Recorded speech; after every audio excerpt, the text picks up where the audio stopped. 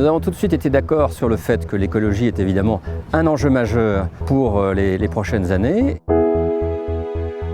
Je m'appelle donc Géraud Guibert, je suis né à Paris il y a 63 ans et j'ai 2 grandes filles et maintenant un petit-fils qui est un peu plus d'1 an. Je suis professionnellement magistrat à la Cour des comptes. J'habite évidemment dans le 15e arrondissement où j'ai beaucoup d'attaches et surtout j'ai fondé il y a 6 ans la Fabrique écologique qui fait des propositions concrètes pour l'écologie et le développement durable. C'est pour moi une conviction de très longue date puisque je fais des travaux pratiquement depuis l'âge de 20 ans sur des sujets d'écologie et de développement durable. J'ai rencontré Cédric Villani à l'occasion de travaux de la Fabrique écologique il y a quelques années et nous avons tout de suite été d'accord sur les principes d'une action écologique réussie. D'abord sur le fait que l'écologie est évidemment un enjeu majeur pour les prochaines années et pour une ville comme la ville de Paris.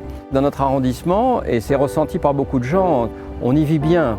On a des quartiers-villages agréables. Regardez ce parc Georges Brassens, si fréquenté et si agréable pour la promenade. Mais il y a évidemment un certain nombre de choses à améliorer et de choses qui se sont dégradées.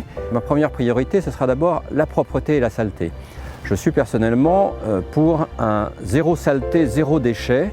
Nous avons un arrondissement qui s'est beaucoup dégradé dans ce domaine et il faut agir à la fois confier des nouveaux pouvoirs aux maires d'arrondissement pour améliorer la saleté, mais aussi faire du zéro déchet à la source en développant les ressourceries, les recycleries.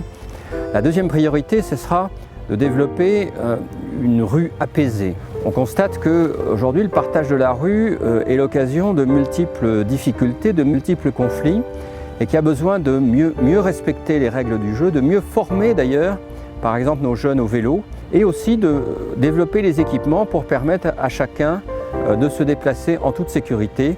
La troisième et dernière priorité, ce sera la densification de notre ville. Je pense qu'il faut que notre 15e arrondissement respire. Tout ça dans un esprit à la fois de développement des solutions écologiques, mais aussi de prise en compte de la situation des plus démunis d'entre nous, qui font partie de notre arrondissement et auxquels il faut penser.